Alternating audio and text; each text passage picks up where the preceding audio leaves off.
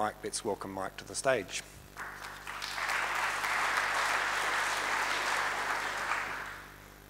Thank you, Richard. You had me really worried there, Andy. There's probably people in the audience, like John Quinn's still here, who know that I don't become a really good singer or entertainer until I've had probably 4 or 5 jugs of beer. So I'm not going to follow the act that Andy gave us, great as it was. What I'd like to do today is talk about some of the actions that I'm involved with and in my role in Dairy NZ and the whole sustainability team in Dairy NZ and the broader team, including the partnerships that we have with councils, with milk companies, with federated farmers, and of course with catchment farmers.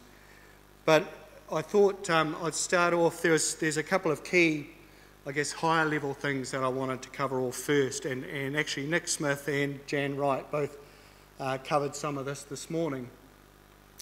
What we're dealing with really are a conflicting set of values and finite resources. So in the past, the ability to change land use, to intensify land use, really was reasonably uncontrolled. What we recognise now is that we are reaching limits around what land is available for intensification and what constraints that intensification can occur under. It all comes down to conflicting values. There's really no problem with intensification of every catchment in the country, except that it is going to lead to unacceptable loss and degradation of values that the community holds dear. On this slide I've shown a number of the values, and all of those values conflict in some ways. Obviously, if you have cows entering creeks, I managed to find one photo of cows in streams, hopefully, and I really do hope that becomes a thing of the past and should become a thing of the past. That has significant impacts on those who want to recreate in water bodies because of fecal contaminants. There's a number of other conflicting values. Here we've got our native fish in a nice whitebait patty, but there are conflicting values of uses of our freshwater resources and its natural biodiversity as well. So Mark Twain once said that whiskey is for drinking and water is for fighting over, and I think what we're all fighting over is the trade-offs between the values that different sectors of the community, both local and wider community, are looking for. This figure has been quite significant in Dairy NZ and developing Dairy NZ's thinking around the industry strategy, and also in developing our thinking around building capability in the industry to speed up the rate of change needed on farm. Essentially, it's saying that over a historical period, the contribution that dairy has made to the New Zealand economy has grown significantly, and the footprint of dairy, measured in a whole raft of ways, has also grown significantly. What we also recognise, and the messages we get, are that dairy should continue to grow in its contribution to the New Zealand economy and continue to supply New Zealand with some of the economic outcomes that it can provide.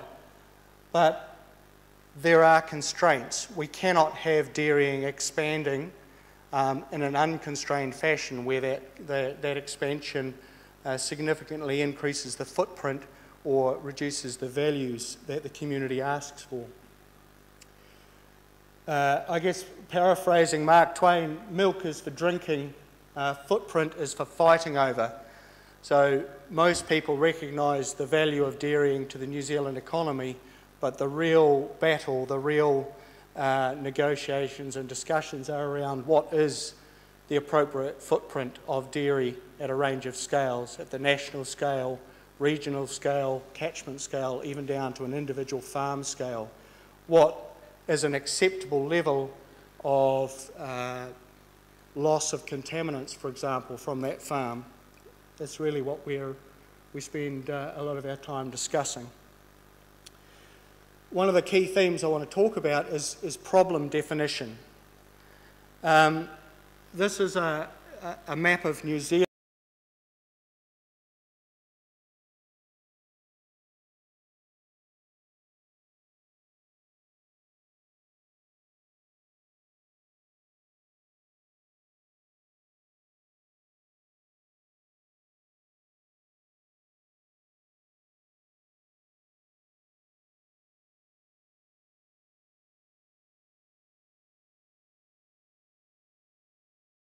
Quality in the, I think it's 400,000 kilometres of streamways throughout New Zealand.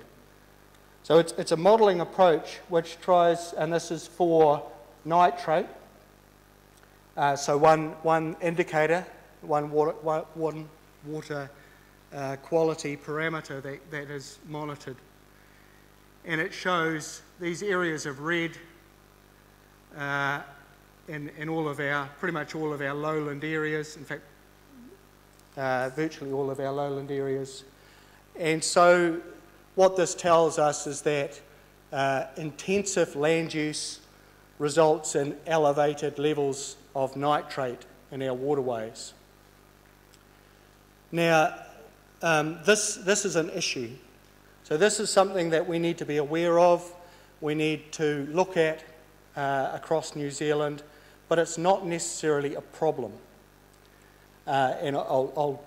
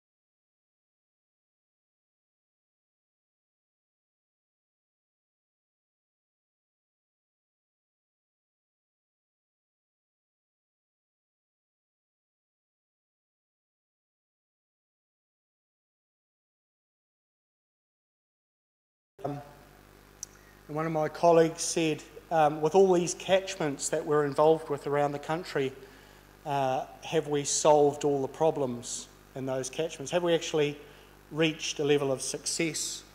And that really made me think where some of these catchments sit. You know, it's very easy to have issues emerge. The problem definition is far more difficult because that needs to be science-based. So the problem needs to be defined, you know, what limits are being breached in terms of, say, nitrogen and phosphorus levels that are creating algal blooms that are unacceptable to the community. The problem needs to be defined in those scientific terms. The solutions, too, require science input, but not just science input, because a lot of people in the room here have probably put in place a lot of solutions that are probably simplistically called low-hanging fruit or the obvious or those sorts of things. So not all the solutions need to come from science. A lot of them come from people on the land. When the solutions are agreed, that's when the way is paved for real change to be made. And another key point I want to make is around the changes that occur are done by individual landowners. So that's a really important point to keep in mind when thinking about what change is going to be driven, to think through what does that mean for people on the land, the families who have farmed that land for generations. And obviously Mike's talk about Lake Taupo beef sort of really brought that home to me, about the fact that you're dealing here with people and their land, and change required has significant social and cultural implications. So then finally we get to, have we solved the problem? And I think probably the closest we've got, in my view, are places like our Aorere catchment, where Sue Brown and her partner and all the farmers and the other stakeholders there have worked through a particular problem. Another example is the Peihau River in the Hurunui catchment, where farmers, the issue with phosphorus loss from border dike irrigation was clearly identified, and the farmers put in place the actions to address that. In many of our other catchments that we work in, those problems are much more difficult to solve and are going to be intergenerational problems, as Andy pointed out for Rotorua.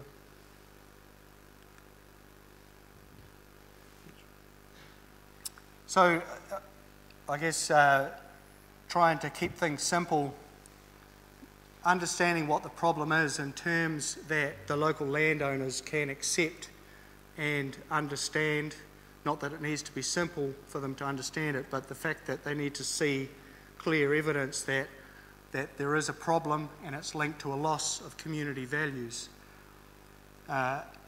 We then need to think about what is the most effective and efficient solution for that particular problem. And it may not be necessarily a regulatory solution. It could well be a voluntary solution. It could be a range of things to look at. I'm just going to go through very quickly three catchments where we have worked, and Andy already mentioned Lake Rotorua Primary Producers Collective, where the farmers there in June 2011 formed this collective as a way to address the problem that had been clearly identified. And as Andy said, one of the really big pieces of progress was around those farmers getting together and saying, yes, we realise there's an issue with these nitrogen and phosphorus limits being breached, and there's a large contribution that dairy makes to those limits. The MOU with the Lakes Water Quality Society was also a real highlight, and that was brought together by Todd McClay, the MP, under the urging of Nick Smith, and I think that was a really positive step. The next steps for that collective, and I think for the broader council and community, is really clearly defining the solutions that need to be applied in the Rotorua scale. We haven't yet sort of got anywhere near to agreeing around what those solutions are, but farmers are already, I think, recognising the need to reduce their nitrogen losses. That Rotorua process has taken 10 years or more, with the farmers working through various processes with the regional council. As I said, Waituna's been a burning platform for about a year with the farmers, and the farmers very quickly have got to the point of recognising the contribution they make to the issues in the Waituna, and accepting that they, as members of the community, see it as unacceptable that lagoon would tip into a more degraded state. So the farmers have all got individual action plans, the farmers are all working through those plans, and all of those actions the farmers know will make differences to the outcomes in the lagoon. The other catchment is Hiranui, where it's been an amazing partnership approach between a whole range of stakeholders.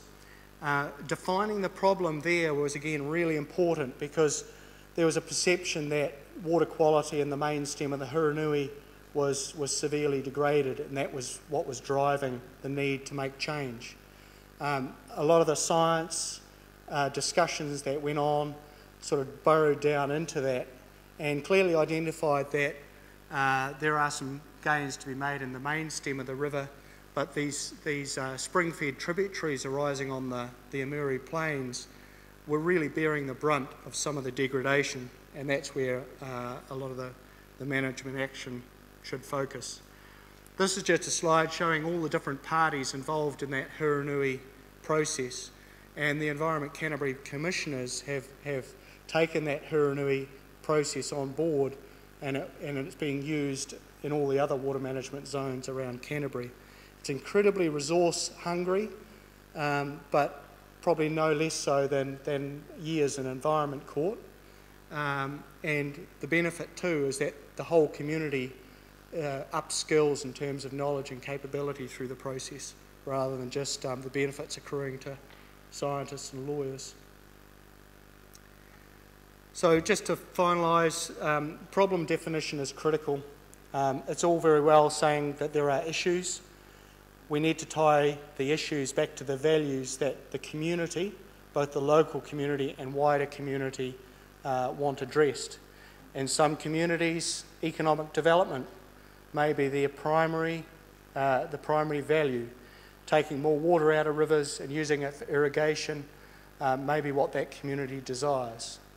There needs to be some constraints placed around that at a national scale, but I firmly believe that it's for the local community to decide what the values and priorities should be in their catchment.